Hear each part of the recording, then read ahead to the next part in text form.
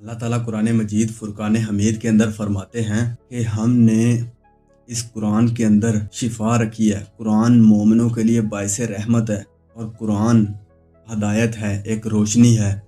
लेकिन वो हदायत हमें क्यों नहीं मिल पाती? ये हदायत, जितनी ज़्यादा हदायत अल्लाह ताला ने कुरान मजीद के अंदर रखी है, उसका शायद 1% भी हमारे पास नहीं होता। हमारे कारी साहब 3-4 साल मदरसे के अंदर लगाकर अपनी ज़िंदगी का एक बड़ा हिस्सा बड़ी मुश्किलों के साथ पढ़ लिख कर कुरान मजीद को दिन रात एक करके पढ़ते हैं, लेकिन उसके बाद भी उनको कुरान की इतनी समझ नहीं होती, उनको दीनी मसाइल की इतनी समझ नहीं होती। उनको सिर्फ मसले पता होते हैं, मसलों के हल पता नहीं होते। हालांकि कुरान पाक के अंदर हर मसले का हल मौजूद है, हमारे हर मसले का हल मौजूद है कुरान पाक के अंदर। लेकिन वजह क्या है कि हम कुरान पाक को सिर्फ अरबी के अंदर पढ़ते हैं, हम उसका तर्जमा पढ़ते ही नहीं है। हम तर्जमा पढ़ने की ज़रूरत ही नहीं समझते।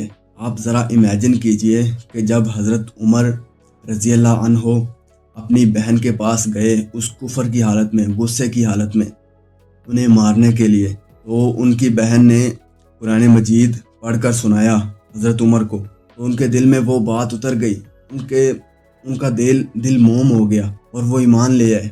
लेकिन इमेजिन करिए कि अगर हज़रत उमर की बहन उनको अरबी के अंदर कुरान मजीद ना पढ़कर सुनाती, किसी और ज़ुबान में सुना रही होती, तो उनको क्या समझ आती? क्या उनके अंदर वो बात उतर सकती? ईमान आ सकता था? शायद नहीं आ सकता था, क्योंकि उन्हें समझ ही नहीं आनी थी उस चीज़ की। बिल्कुल यही हाल हमारा है कि हम कुरान मजीद को तर्जमा और तफसीर के साथ पढ़ने की ज़रूरत ही नहीं समझते। हम समझते हैं कि कुरान अरबी पढ़ना ही सिर्फ कुरान पढ़ना है। अगर हम अरबी के अंदर नहीं पढ़ेंगे तो ऐसा होगा कि हम कुरान नहीं पढ़ रहे, हम सिर्फ उसका तर्जमा पढ़ रहे हैं, हमें सवाब नहीं मिलेगा। हम सवाब के ट्रक भरने के चक्रों में हैं, हम सवाब इकट्ठा किए जा रहे हैं, लेकिन हदायत, वो दिल का सुकून, वो मकसद हयात हमें नहीं पता।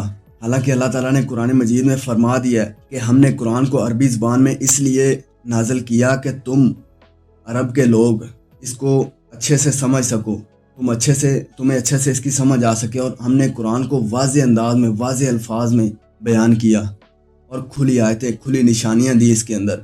और कई जगह यह भी फरमाया कि अल्लाह ताला अपनी आयात को खुल्लम खुला बयान करता है, लेकिन वो खुल्लम खुला आयात आज हमारी ज़िंदगी के मसाइल हल नहीं कर रही।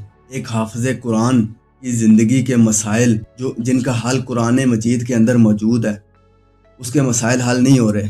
हाँ, मैं मानता हूँ कि कुरान मजीद को अरबी के अंदर पढ़ने से, कुरान मजीद को उसी तरह पढ़ने से जिस तरह ये नाज़िल किया गया है, यानी अरबी के अंदर पढ़ने से हर एक हरफ, एक लेटर पढ़ने का 10 नेकियां मिलती हैं और बहुत बड़ा अजर व सवाब है। लेकिन अगर हम इस कुरान को पढ़कर समझते हैं, इसका तर्जुमा पढ़ते हैं, उसको समझते हैं, उसको अपनी ज़िंदगी में उतारते हैं और दूसरों को बताते हैं, दूसरों को कुरान सिखाते हैं, तो हमें इससे भी बड़ा अजर मिलने वाला है।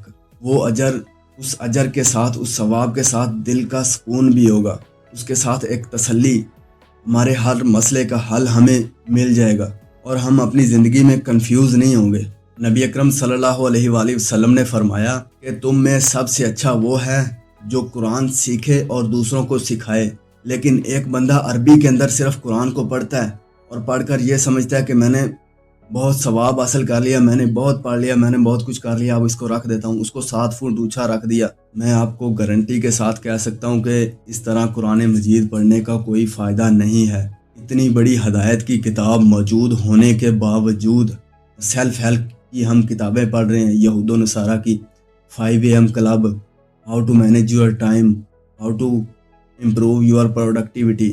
ये हम कुरान से क्यों नहीं सीख सकते? क्या कुरान में ये सब चीज़ें नहीं हैं? यूट्यूब पर जितने भी टोटके हम देखते हैं, जितने भी योगा करने की टिप्स हम देखते हैं, जितनी भी फास्टिंग की टिप्स हम देखते हैं, अगर हम रोज़ा और नमाज इन 2 चीज़ों को समझ जाएं, तो ये सारी जो फास्टिंग, ये सारे योगा, ये सारे बड़े योगा, ये सारे फ़ायदे इससे भी ज़्यादा हमें मिलेंगे।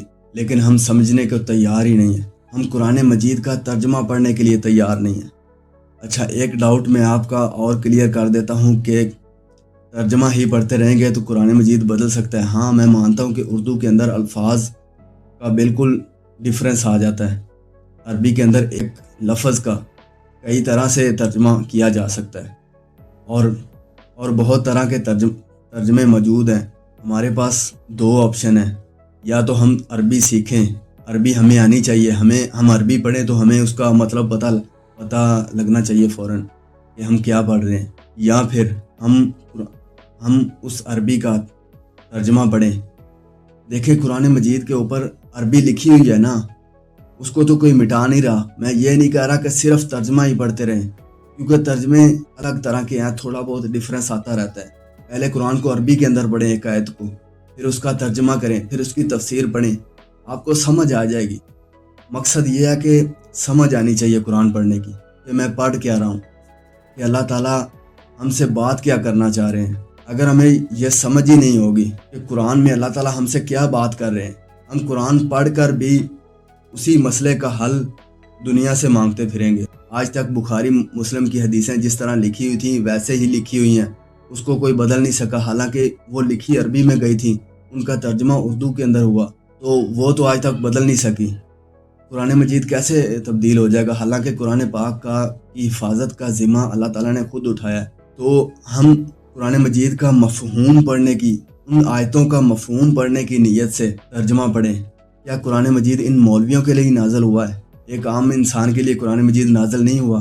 تو ہمیں جو اصل چیز ہے اس کے اوپر توجہ دینے کی ضرورت ہے۔ اچھا، کچھ مولویوں کو سن کر تو ایسے لگتا ہے کہ دین پتہ نہیں کتنا ہی مشکل ہے، حالانکہ دین پر عمل کرنا، دین پر چلنا بہت ہی آسان ہے، لیکن جب آپ اس کو سمجھ جاتے ہیں، اللہ تعالیٰ نے قرآن کے اندر بہت آسانیاں پیدا کی ہیں، بہت زیادہ آسانیاں پیدا کی ہیں، بہت زیادہ فلیکسیبلٹی رکھی ہے ہمارے معاملات کے اندر، ہمارے روزمرہ کے معاملات کے اندر بہت زیادہ فلیکسیبلٹی، بہت زیادہ آسانیاں دی ہیں کہ اگر یہ نہیں ہوا تو یہ کر لو، یہ نہیں آپ سے ہو سکتا تو کم از کم یہ کر۔ صلی اللہ علیہ وسلم کی گئی ہر بات کو جب ہم اپنی زندگی کے اندر تجربے کے طور پر اس کو فالو کریں گے، اس پر تجربہ کریں گے، تو ہمیں سمجھ آئے گا کہ ہم کدھر بھٹک رہے تھے۔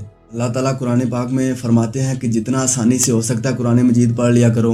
اللہ تعالیٰ فرماتا ہے کہ میں اپنے بندے پر اس کی اوقات سے زیادہ یا اتنا بوجھ نہیں ڈالتا جتنا وہ اٹھا نہ سکے، تو یہ دین کیسے مشکل ہو سکتا ہے؟ اللہ تعالیٰ نے کیا ہمیں نماز اور روزہ ہم پر فرض کر کے اور دوسری چیزیں ہم پر فرض کر کے ہم پر بوجھ ڈالا ہے؟ جب اس کو سمجھیں گے نہیں، اس کی ڈیپتھ میں نہیں جائیں گے، تو ہم کو یہ بوجھ ہی لگیں گی یہ ساری چیزیں۔